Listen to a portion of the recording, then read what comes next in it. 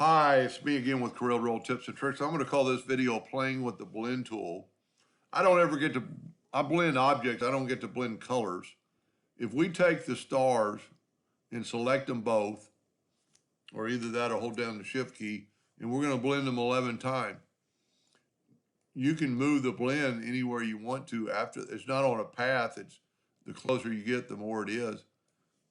But did you know, since the star is more like a pentagon, that you can take that first star or the leading star or the trailing star and change the shape of the star? And then it's going to metamorphose back into a star. Same thing with two circles or two ellipses. Same thing, you can move one of the stars, have them spaced apart, closer together at any angle. But you know you could take that leading, or which other one's leading or trailing, go to object and convert it to a curve. And then once you have it to a curve, you can change the shape of this object and it'll metamorphose.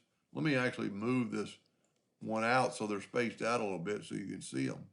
So it's metamorphosing from, well, let's just space them out a lot so you can see each one kind of metamorphosing back into a circle. And you could put it back, and you could change the other one also. You could click on it either with the pick tool or the shape tool, go to object, convert it to a curve, then get the shape tool. And let's see, we caved it in that way, let's cave it in this way. So you get a total different blend of what you're, and it's not only blending, it's blending the colors. I've used this a lot to get colors that aren't on my color path.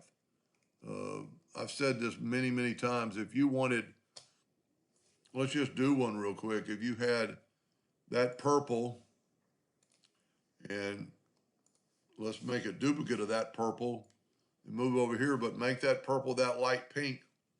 And if you blend those, look at the shades of purple and pinks you get that you might not have in your color palette.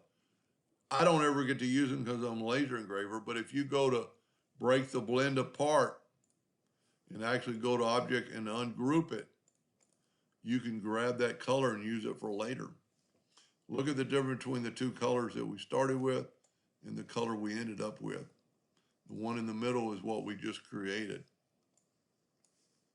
Anyway, playing with the blend tool. Hope that helped. Thank you for watching.